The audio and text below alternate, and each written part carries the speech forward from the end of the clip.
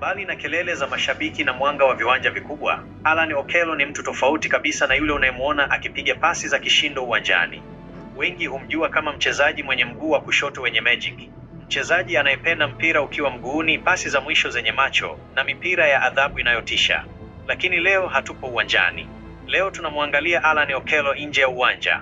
Ukweli ni kwamba Okello si mtu wa kelele nyingi kama wengi wanavyodhani. Anapovua jezi ya mechi anakuwa mtu mtulivu sana anayependa maisha ya kawaida. Hapendi sana kujionesha, hapendi kelele zisizo na maana. Badala yake, hupendelea kukaa na watu wake wa karibu, familia na marafiki wachache aliowaamini tangu siku za mwanzo kabisa za safari yake ya soka huko Uganda. Baada ya mazoezi mazito au mechi ngumu, Okello ana tabia moja ya kipekee: kujipa muda yeye mwenyewe. Mara nyingi utamkuta akiwa peke yake, akiwa na earphones masikioni. Muziki kwake si burudani tu, bali ni njia ya kutuliza mawazo, kuondoa presha na kurejesha utulivu wa akili. Lakini kuna upande mwingine wa Alan Okello ambao watu wengi hawauoni. Okello ana moyo mkubwa sana kwa vijana wenye vipaji.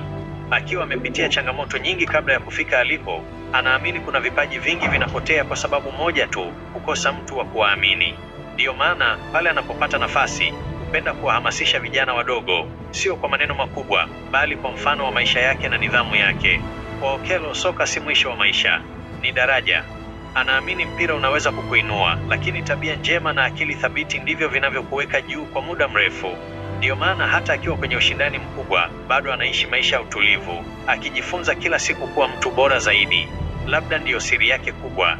Uwanjani ni mbunifu na hatari, lakini nje ya uwanja ni mtulivu na mwenye mwelekeo. Swali kwako: je, unadhani maisha ya utulivu nje ya uwanja yanamfanya mchezaji awe bora zaidi uwanjani? Acha maoni yako kwenye comment section. Mimi ni Herman Patson na hapa ni Hidden Facts.